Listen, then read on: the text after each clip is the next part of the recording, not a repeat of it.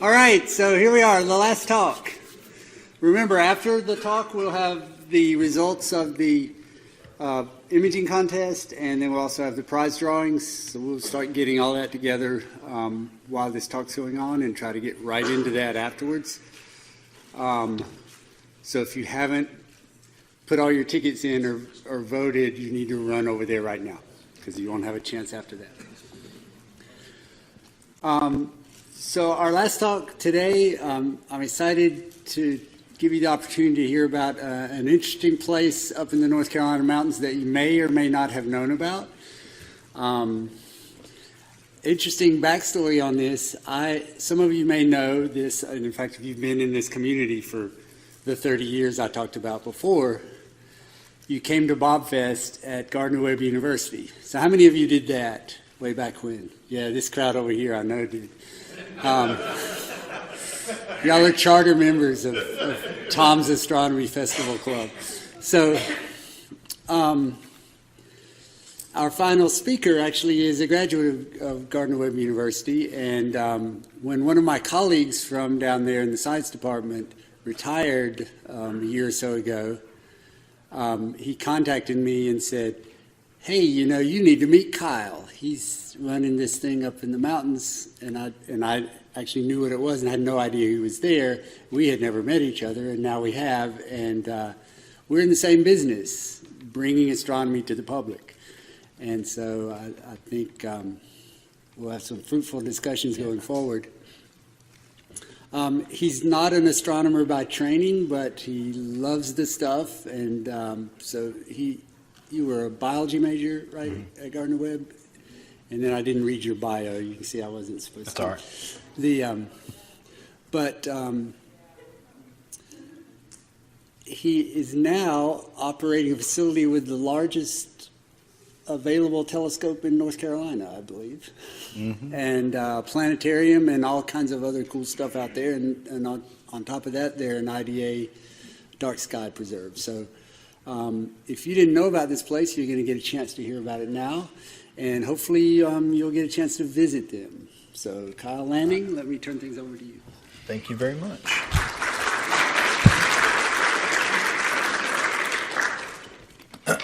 All right. Everybody hear me okay? Good. Yeah, I'm Kyle Lanning. I work as an observatory and planetarium manager at Earth to Sky Park. And just to preface our talk today, or my talk today, this is not a research-based presentation or findings or anything like that. It's I want you to know about what we do. A lot of what we do is astronomy, but a lot of what we do is also promoting dark skies, keeping our dark skies dark, pollinators, the importance of our role as an ecological being within our niche. And so it's a little bit of everything, but it's I want to give you an overview of what we do at our park and kind of the history that led up to where we are today, as well as where we hope to head in the future. So I've entitled my talk today, Small Park, Big Dreams, and a Big Scope Too. So we consider 2 hours an in commute, and we're in Yancey County. I'll show you some aerial views. But we consider 2 hours an in our main base clientele. And that being said, we're on the outskirts of that, but we get people that come from, further than Greensboro pretty often, maybe a little closer. But we also get folks from all over. I mean, not even just all over like the South or the Southeast, like all over. The first time that I worked a dark sky event at our observatory, and I told some folks that I was eating lunch with today, a couple came up and I said, where are you from? The general small talk. Secaucus, New Jersey. I've been there. Took a train to New York City from there. Where are you headed? You going to Charleston next week or something like that on vacation? No. We came to see your observatory and we're going back home tomorrow. I don't think in my professional life have I had a more humbling experience than that. I taught for 10 years almost in public education, but that was one of those moments where I was like, wow, I really work at a special place. So let me tell you about that place. We have a very eclectic staff, and you'll notice that none of them have astrophysicist beside their name. One of them will, and that's Brooke. We'll talk about her in a second. Blair just went on maternity leave with twins. Fantastic person. She's the reason I wanted to work there, because I got to meet her. But she's our park coordinator. She has a background, a master's degree actually, in aerial silk performance, just like circus performance. Amanda is our interim director there and planetarium coordinator, and she's a vet tech. Again, not astronomy related. Michael is our historian, and by that I mean he has published 25 books, and he told me yesterday 2 more submitted for publication, just about every facet of North Carolina history. He does a lot of reenactments and that sort of thing, but he's an amateur astronomer. Brooke started volunteering with us in, I think, about age 16, and she is probably the smartest one of all of us. She, as you can tell by what I put about her, she's a Morehead Kane Scholar. She's in her first year at UNC and plans to be an astrophysicist. And there were many times, I've said a lot of things in front of a big audience before that I may have to clarify a few points about. Maybe it wasn't exactly right, or I didn't do enough research, but no person in that staff or any time in that observatory was I more in tune to the fact that I better not say it wrong than that young lady. She is fantastic. Shelby is a recent high school grad. She's our gift shop manager, and she is learning more every day and just driven by the same passion that we are. And she is fantastic. Susan's got 19 seasons with National Park Service seasonally, and decided that she wanted something a little bit more consistent. Granted, our consistency is in the nighttime, so she's having a little bit of a learning curve there. But she just came on with us. And again, as Tom said, I have a background in biology and organic chemistry. I taught for better part of a decade in public schools, and then I was volunteering at another observatory nearby on a much smaller scale. And then from there, my wife and I took our kids to Charleston. I saw a posting for observatory manager needed. It's part-time in the evenings, and I was like, all right, public school teacher, evenings, I can do that. And I did. And when the hours are the worst, in the summertime, I wasn't working. I was like, this is a great opportunity. If I like it, I'll weasel my way into a full-time job there. I actually didn't even have a position there at first. I just kind of volunteered until they told me I could stay. You know how that goes, I guess. But here's an aerial view of our park. It's technically in Yancey County, but it's overseen by Mayland Community College. And if you've not heard of Mayland, the MAY, there's a lot of acronyms in astronomy. There's a lot of acronyms in community colleges too, I guess. MAY stands for Mitchell, Avery, and Yancey. So that community college, while it is in Avery County, its main campus, it serves Mitchell, Avery, and Yancey County, and they oversee our operations. But this is kind of an aerial view of Home Sweet Home. We don't have a lot of light pollution as it is, but you'll notice we're kind of nestled there in between the trees and mountains and stuff, and that really helps us, with dark sky events. Here's another aerial view of our park. In both of these aerial views, you'll notice that our dome wasn't quite complete.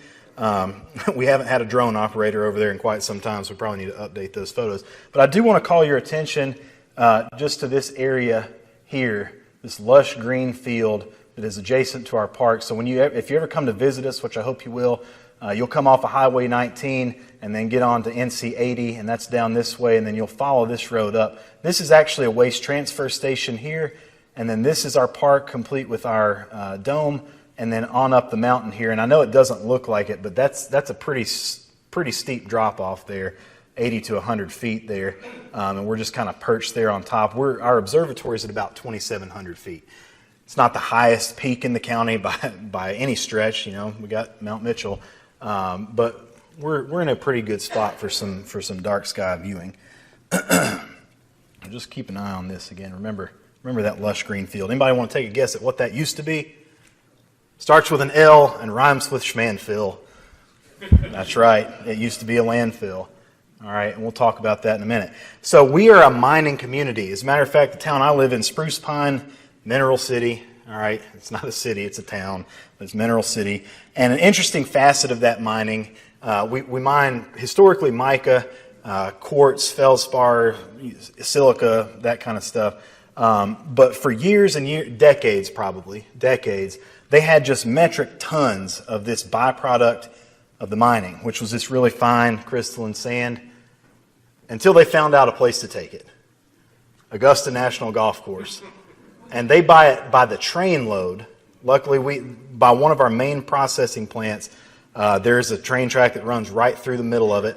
And by design, because originally it was, we got to get rid of this waste somehow. Luckily, thank goodness, they didn't just decide to dump it in our rivers or something like that. Not that it's necessarily toxic, but that's not what our soil composition is. So Augusta National buys it. Tiger Woods sent a representative to our area not terribly long ago to purchase some for his own personal bunkers around his putting green. So it's good that we're not wasting any of that stuff. But historically, yes, mica mine. And if I go back just for a second, this actually right here around some of our viewing pads, this is actually an exposed cap of that remnants of mica. Now they got most of it out, all right. Over 100 acres was pretty much leveled and cut out, and they got as much of it out as they could. But then they, after it sat there for a while, they said, well, what are we going to do with this massive hole in the earth? Let's go back to that lush green field for a second. Now, I hate that this image is so blurry, but that image was taken 20 years ago on a cell phone, so you understand. But that is a picture of our landfill, and it was over 100 acres of nasty, just grossness, we're humans, we make messes, and that's where it goes. And it's important to remember that sometimes, and hopefully recycle. But after that got to capacity, they put about 8 inches of soil on top of it, and then they ran the pipelines to collect the methane. And they thought, anywhere from 6 to 7 to maybe 8 years of off-the-grid energy is going to come from this. So something good, right? We actually got 12 years. And inside these huts up here, we had local artists and like glass blowers and ceramics artists, and we had a couple of kilns back there. They used that energy completely off the grid and were able to make locally made goods and sell them. And it's like, I wouldn't say it's a win-win because it's a landfill, but like it's as close to a win-win as you can get. We made something out of something that is not ideal, but that provided all of the energy for their glass blowing and kilns and everything. Also heated their buildings. We also at one point put in aquaponics out there, and for a while that was running off of the remnants of that methane. So we got every bit of it we could. And like I said, it was like 12 years. All right. After the methane ran out, there wasn't anything particularly special about the area, not that they thought of, and they weren't going to put it on the grid. They weren't going to run power out there. So they said, what do we do? Well, they just left. So we're left with, at the time, 5 different buildings that all look like this. We don't know what to do with them. Well, at the time, because this was on a piece of property that is technically in Yancey County, but it's overseen by Mayland. They were on the board of people that managed that land. And so what do we do? What are we going to do with this piece of land? Are we going to try to, sell it and divide the proceeds up amongst the counties or something? I mean, who knows what you would do with a piece of land like that? And somebody said, hey, it's awful dark out here. Maybe we could do something with that. At that time, 2010, 11, 12, I don't think the IDA was as well known. I actually don't even know how long they've been around personally. But it's not something that was probably in everybody's daily conversations and vernacular talk about keeping dark skies dark. Maybe it was, and I just wasn't part of that bandwagon. But somebody, thankfully, said, you know what, it's awfully dark up there. So what do? All right. First step, we decide we need to become an IDA site. Done some research on it, and sometime around 2013, I believe, we actually got certified. We were the 22nd IDA site, and got certified by the IDA. We consistently have Bortle scale readings of 1 to 2. Obviously, we would love one. Depending on certain things, it can fluctuate a little bit. I'm not going to go into the details of some of the fights that we've had recently, but it's occasionally. But we're in a pretty dark area, a really dark area, and I'll show you a couple of those readings here that are indicative of sky quality there. And I'll go back to scale. I was thinking I was going to have to tell you about Bortle scale. Good Lord, this is the astronomy convention. You guys know about Bortle scale. But we're consistently kind of right in that 21.7 or so, 7.1, 7.9. We're pretty dark. Sometimes we get an outlier. Anybody know what that was caused by? Other than the people I went to lunch with? No. It was a clear, moonless night, pretty low humidity in the middle of the summertime. That was caused by the Milky Way. So if that gives you an indication of how dark we are, I don't know if that doesn't, I should say. I don't know what would. And we took several different readings that evening and kept getting that. Why? What is going on? What's wrong with this thing? That's all we can surmise. That's pretty dark. So, yeah, that rare occurrence down there in our latitude. So at that point, IDA site, about 2 years or so, phone's ringing. What do we do there? Just come out and enjoy the dark sky. We can't do that. We got to do something about that. Well, that's when the observatory becomes an idea and then comes to fruition. Our park, Earth to Sky Park, oversees the Glenn and Carol Arthur Planetarium, which I'll talk about at the end of my presentation, as well as the Bear Dark Sky Observatory. And what a fantastic name, because what do you think of when I say the word bear? Absence of, right? Or lack there. Nope. Warren Bear is a gentleman that lives in Yancey County, and he and his family are avid astronomers. And the story goes, they were on a trip to a dark sky observatory in which they asked some questions to the person running the telescope. And I've worked with Jeremy Bear, Warren's son. He used to be one of our space rangers up there, or astronomers. But the story goes that they were asking questions to the person operating the telescope, and from his indication, it wasn't what's a parsec, or please explain to me red shift and blue shift, and please talk about how much energy and mass has to be in this protoplanetary disk before fusion starts. It's nothing like that.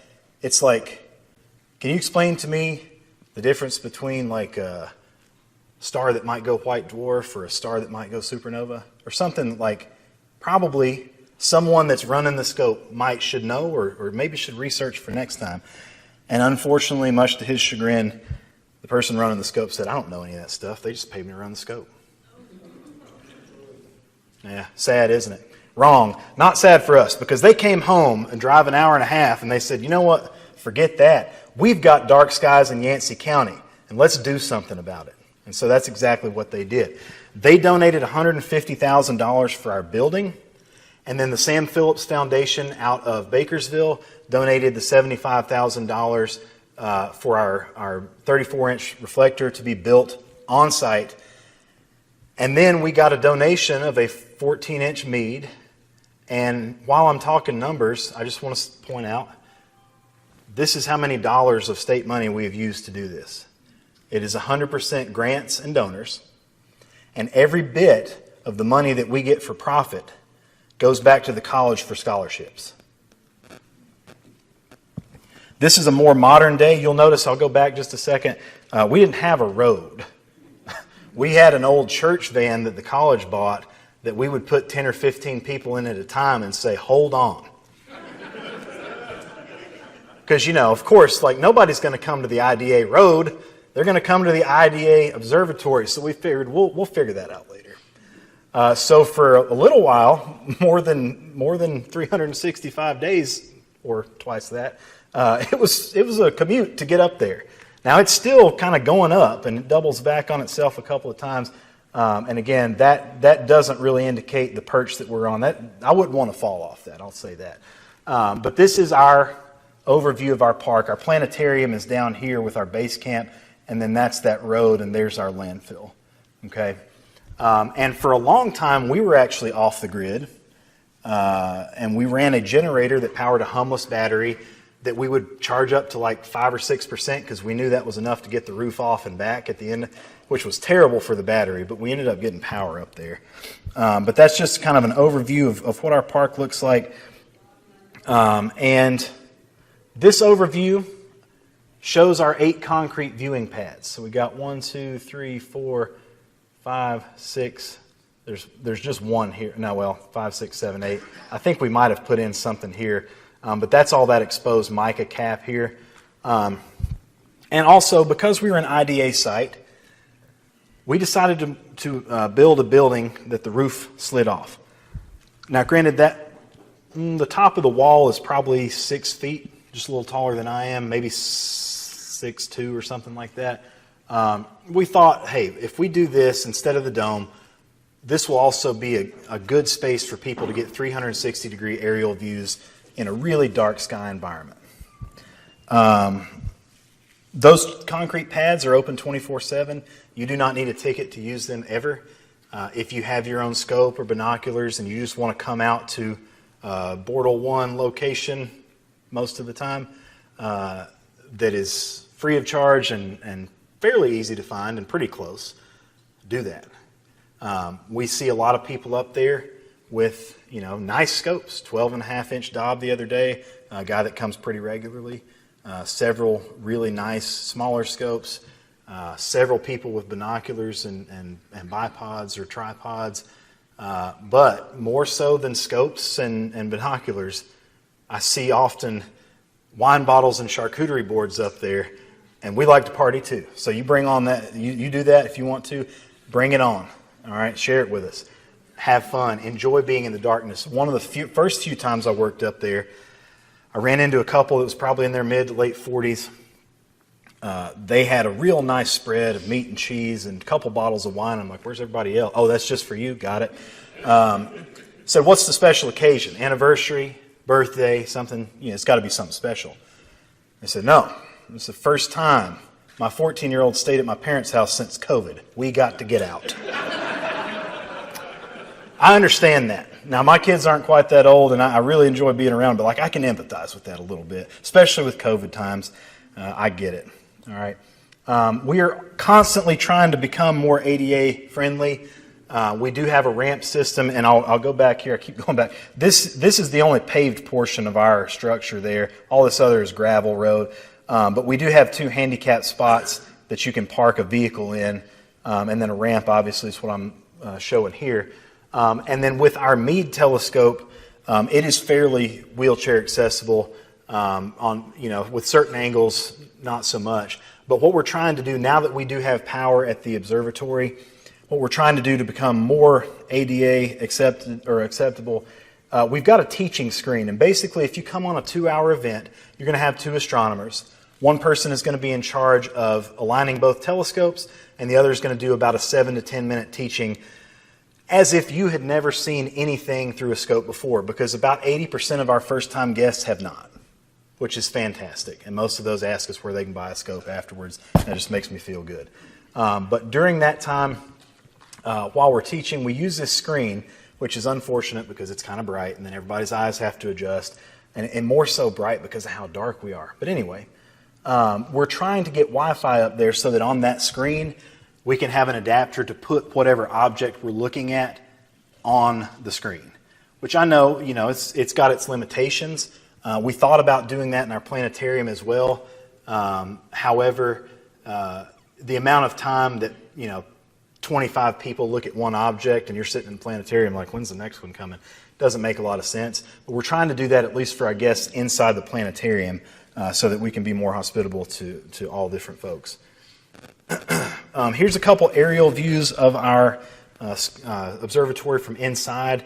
One of the drawbacks to the retractable roof is the fact that this stands over 12 feet tall, and so we have to realign it, every night, obviously.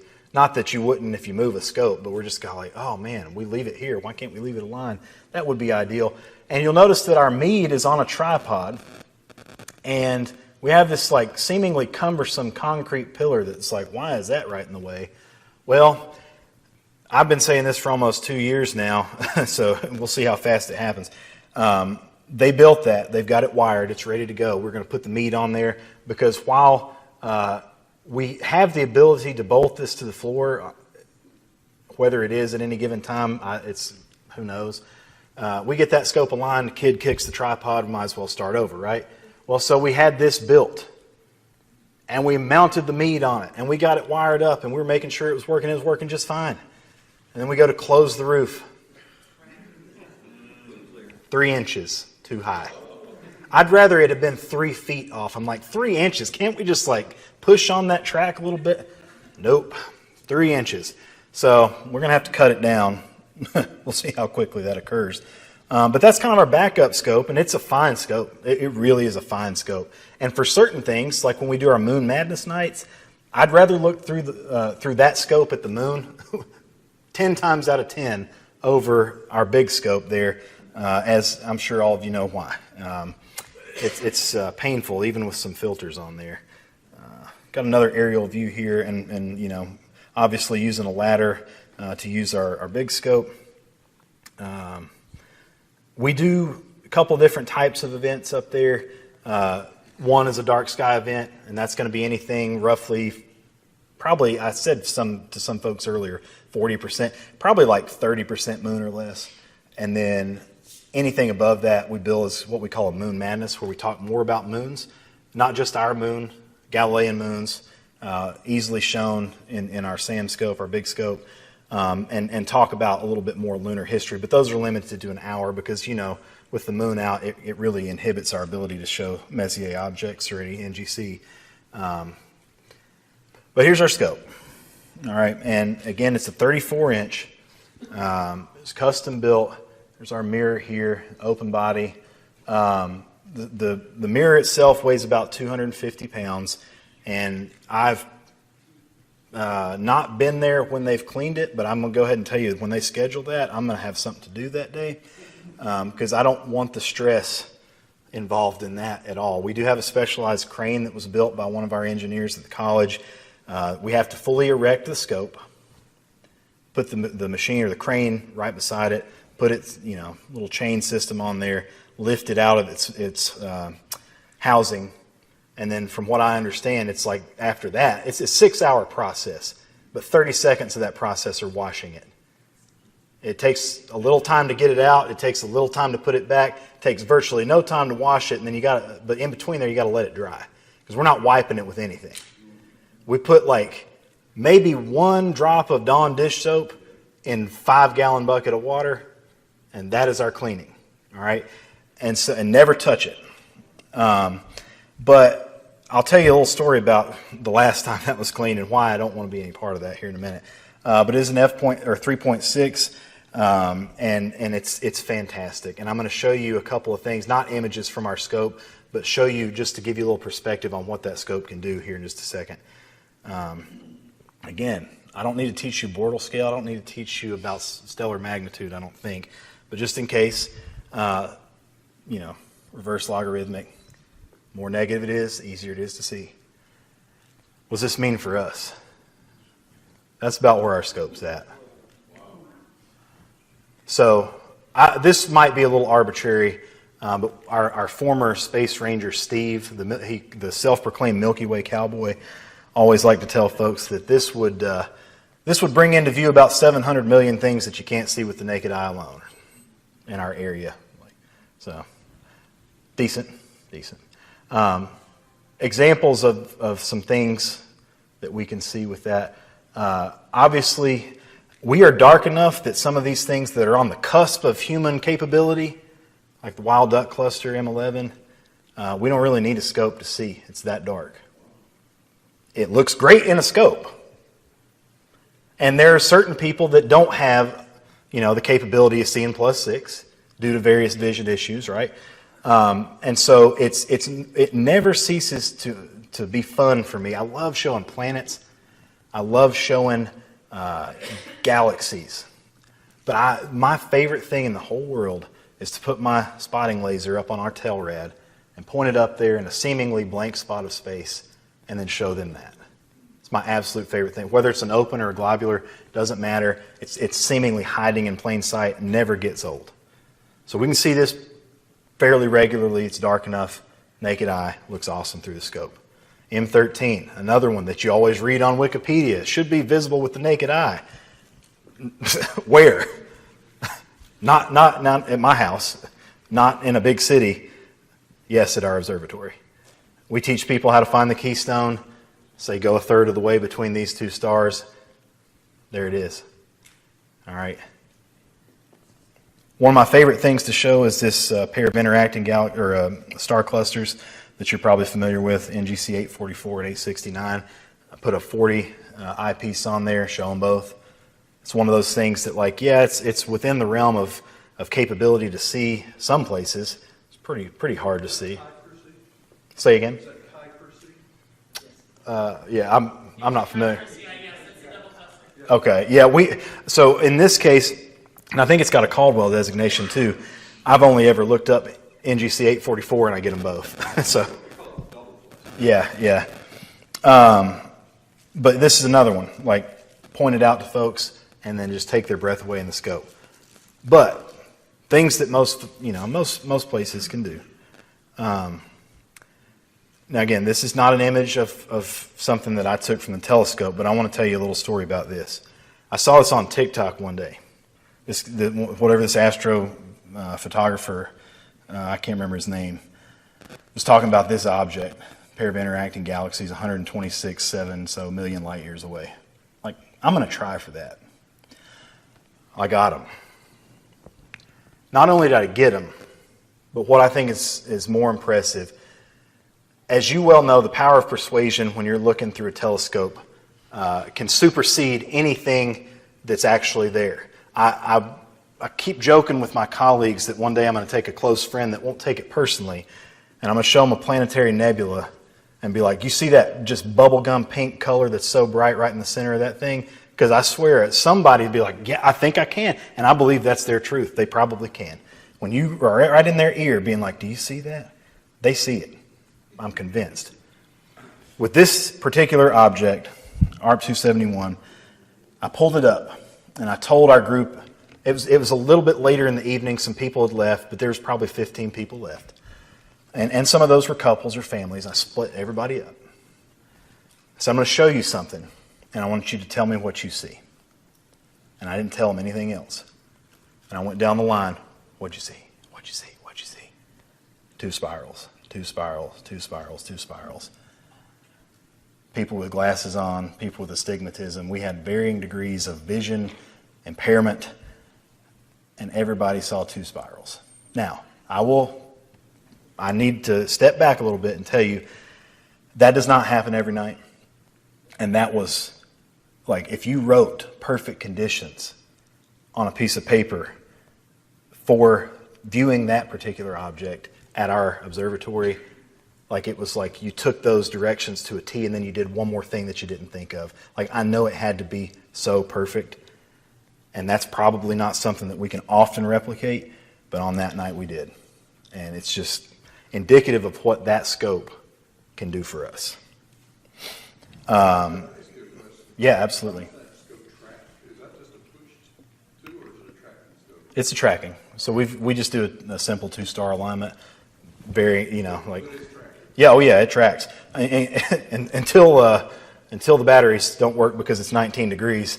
But now we're on the grid. That used to be a problem. The question was asked about the tracking or moving it manually, but historically it has happened that the scopes used to run on motorcycle batteries, and I've been up there several times teaching where my water bottle froze, and the batteries didn't like that. So we're now on the grid, but we have had to manually, and with a group of 22 people all trying to see, a moon in transit across Jupiter. Like, every second person, I'm like, I got to move it.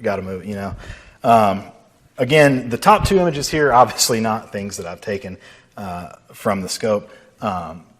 but something that you don't see every day with every scope. We're able to easily show the Cassini division, and people, and again, that's one of those things I don't tell people, hey, look for that. I wait for it, and it never fails to happen. Somebody says, what's that big gap there? And then I know, and then it's my time to teach. Same thing with Galilean moons. The guy that donated our Meade scope to us is fascinated by moons in transit across Jupiter. And every time he knows it's going to happen, he comes. And we're like, hey, you gave us a big scope. You come whenever. Well, one night I was just talking about Jupiter, and I said, unfortunately, I see 3 of the 4 Galilean moons. And then I get this young lady on the scope that said, what's that dot on Jupiter? And I was like, oh yeah, the great red spot, the storm spot. Been tracking that 400 years or so, cyclonic action, and this one going this way. Went into this whole thing. She's like, yeah, that's great. What's that black dot? Oh, you found the 4th moon. And the fact that we were able to kind of, see that and see that regularly and plan for that as part of, like, I wouldn't say that's part of a premium show necessarily, but we certainly get people other than that gentleman that come knowing that that's a possibility. And it's just fantastic. But the images there of Saturn are that's crudely taken on my cell phone. Let me just give you a backstory on how bad the quality of that should be. I took a video because I couldn't get it right on there. We don't have anything to put a smartphone in, or we didn't at the time.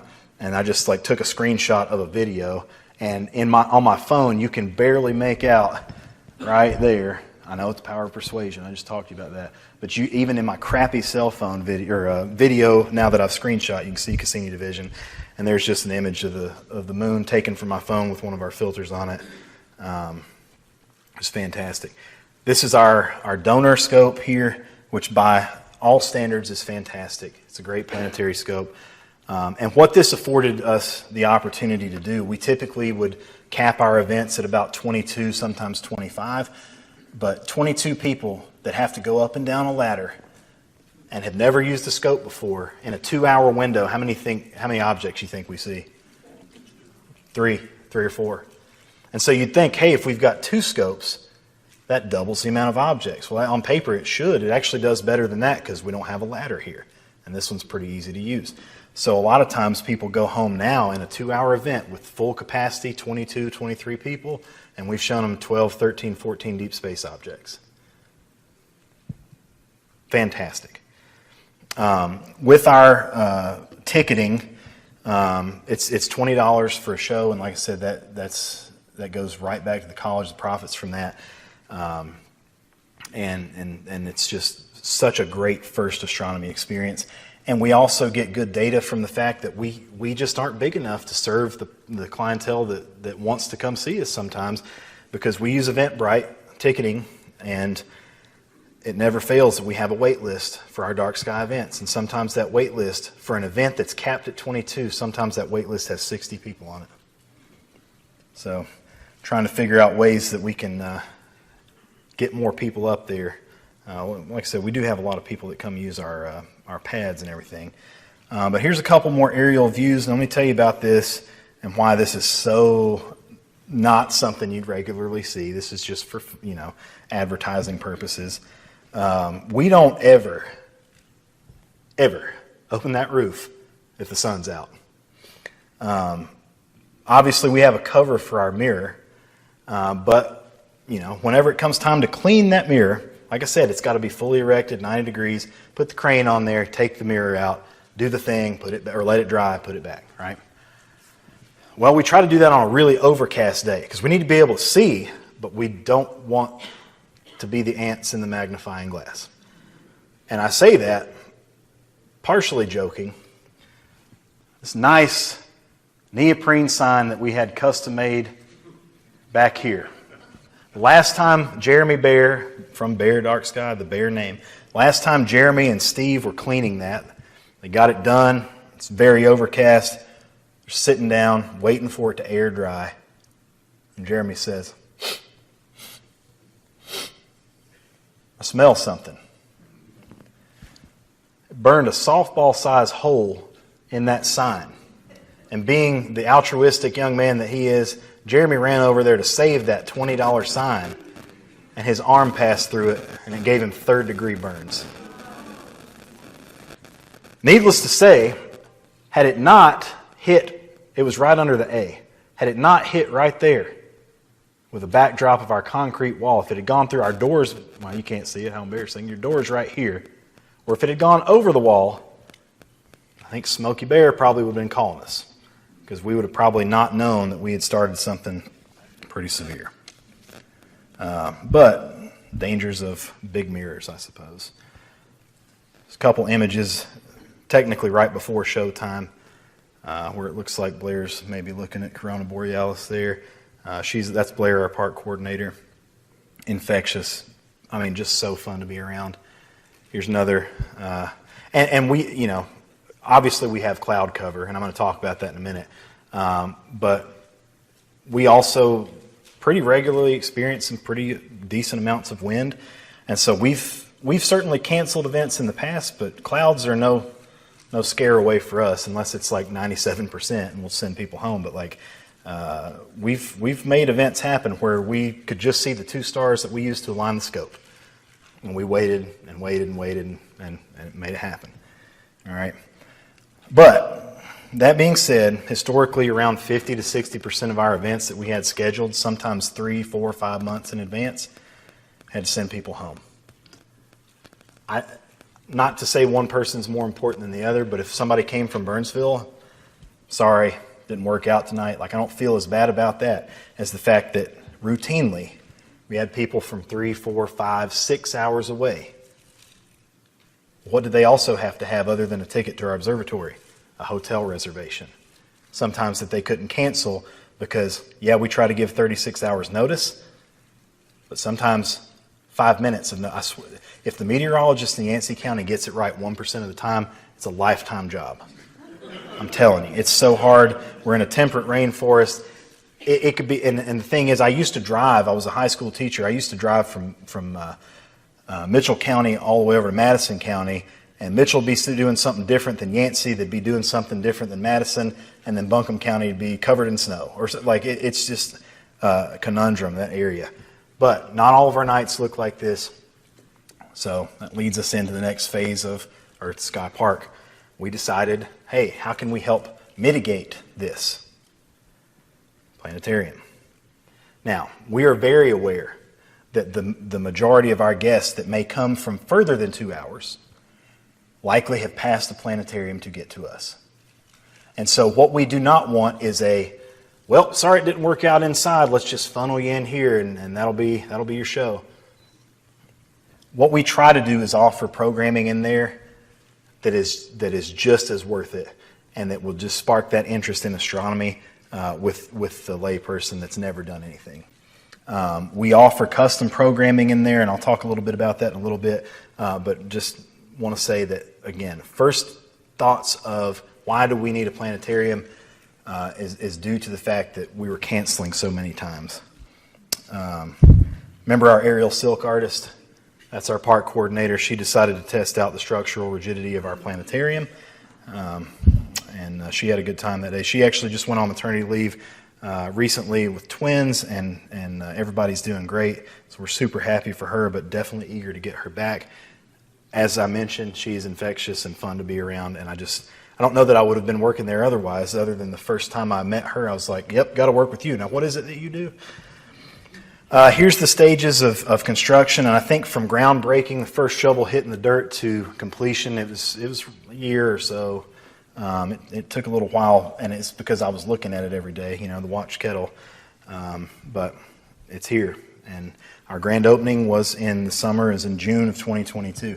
Now, our president, Dr. Boyd, because it originally was like, yep, coming January of 2022, and I think it's going to be more like March and maybe April, spring 2022.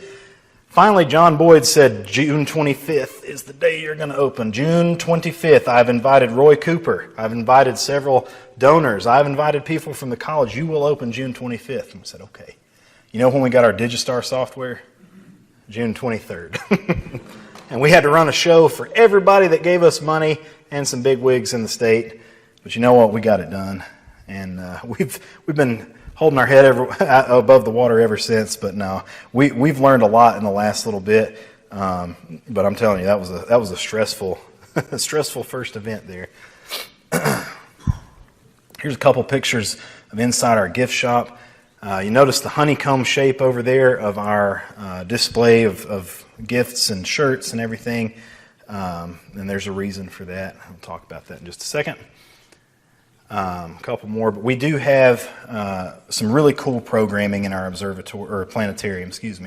Again, it started for weather mitigation, but we offer field trips, several a week, and that's Buncombe, Yancey, Mitchell, Avery, McDowell, Henderson, Transylvania. Like, people are coming from the greater Western North Carolina area, but we're trying to get it even further out. Obviously, we're not trying to run an 8-hour field trip, so even if you're 3 hours away, come on out and do an hour, and then you'll still get back in time to put those kids on the buses. All right, but we can also do custom programming in there. If you're interested in a certain facet of astronomy, we've probably got something we can teach on it.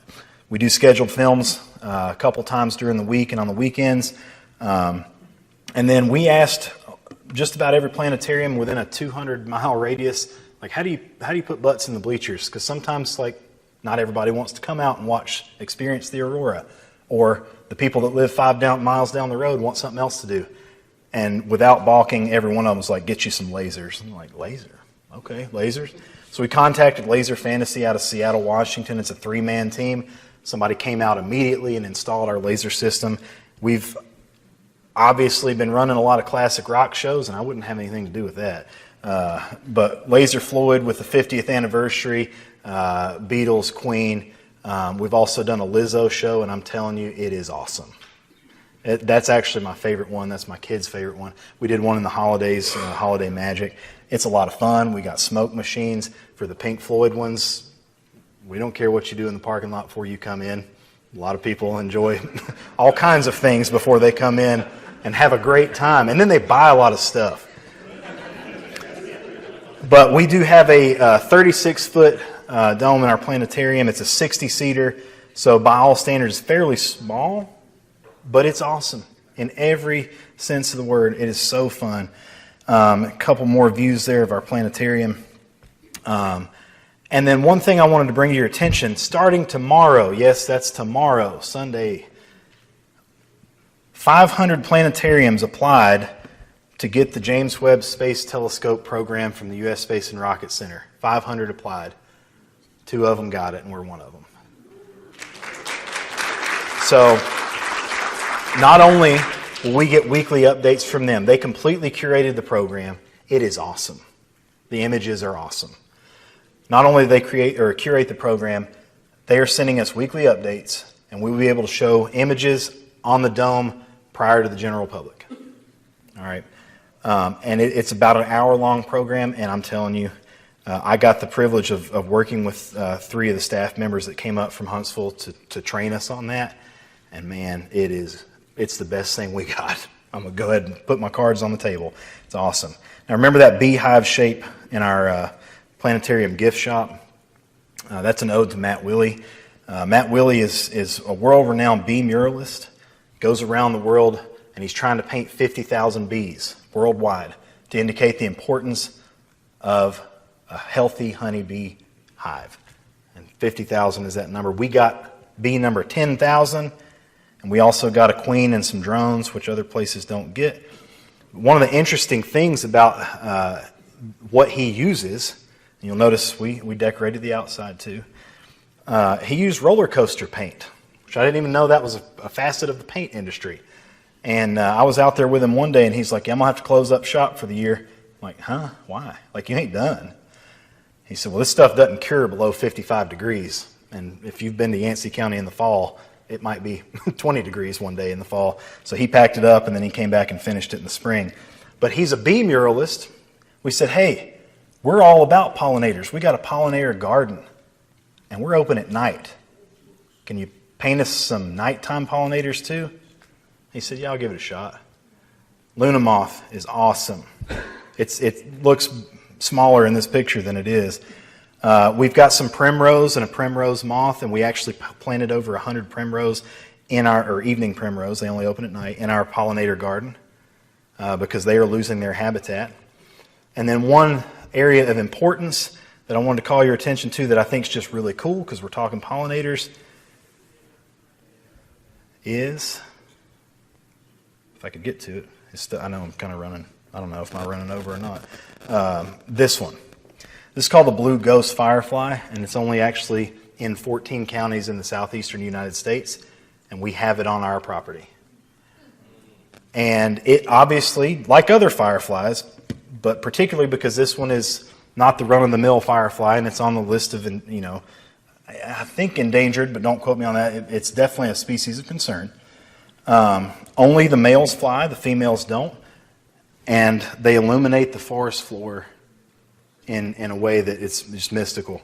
But 14 counties across the southeastern United States, these did not exist on our park that we know of in the landfill days. They're there now, and we want to keep them there. And we just talked about the importance of that. But here they are as compared to the one you're familiar with. They are very small, and they are very, very neat. And at certain times of year is when they bioluminesce. And there are trained guides in the CeeLo community, which is kind of an artist community of Yancey County, that take people out on excursions just to see those.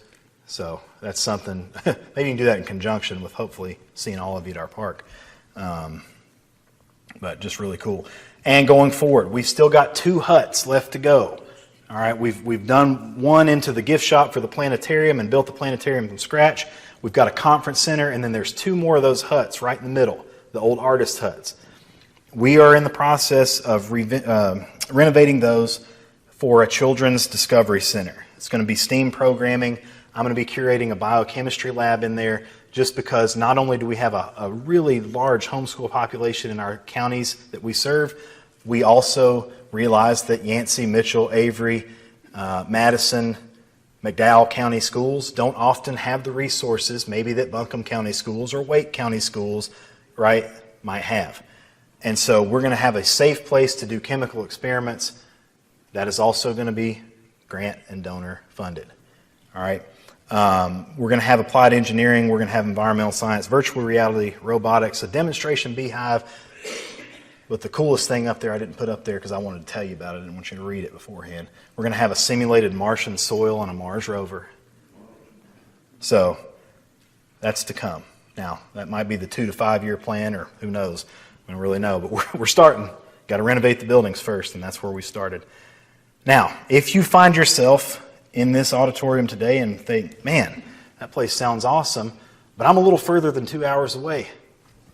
Never fear, we have a solution for that. We've got a hotel, Blue Ridge Boutique Hotel. And the best part of this hotel, other than the fact that we've got, and it historically was a hotel, and we've renovated it, our college has, 32 rooms that all have their own kind of signature design. The best part about it is, if and when you can't seem to find tickets for our observatory, we always leave 2 for the guests that stay at the hotel as a nice little extra added, hey, thanks for staying with us. So if you can't ever get tickets and you know you're not wanting to go back after, especially, even if you're an hour away. If you come in the summertime, sometimes we leave at midnight or 1. So, if you decide, hey, I want to stay, but, oh, man, I can't get tickets, stay with us. Definitely. All right. And in closing, I want to tell you one thing that we are super proud of. We are one of 2 places on the planet that is International Dark Sky accredited, has an observatory and a planetarium on the same site, and the other one's in South Korea. So, not to assume, but wherever you are coming from, we're probably a little closer.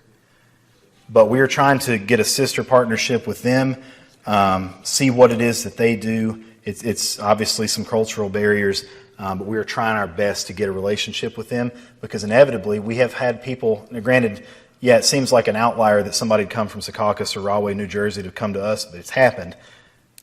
Doubtful that somebody's going to come, from Austria to see us. They might, I don't know. But at some point in the near future, we believe that we're going to have somebody that's been to the other one or that they're going to have somebody that's been to ours. And we would love to say, yep, we do have a relationship with them, and here's some great things to know. With that said, when you want to plan your visit, you just scan that code there and tell me if it doesn't work, because I'm not a tech guru. But you can scan that, it'll take you to our website. Again, we are using a third party for our ticketing system. But please come out and see us. And if you email me at observatory@mayland.edu, that comes to me. Please just tell, like, I might not have met everybody. I met a lot of you today. Please just tell me, hey, I was at TriStar. Introduce yourself again. Just let me know, and we would love to have you.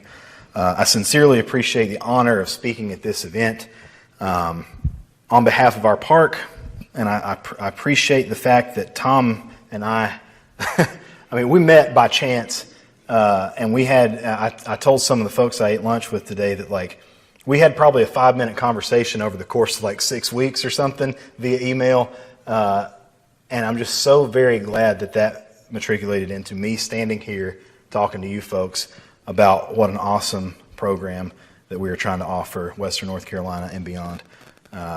So keep looking up.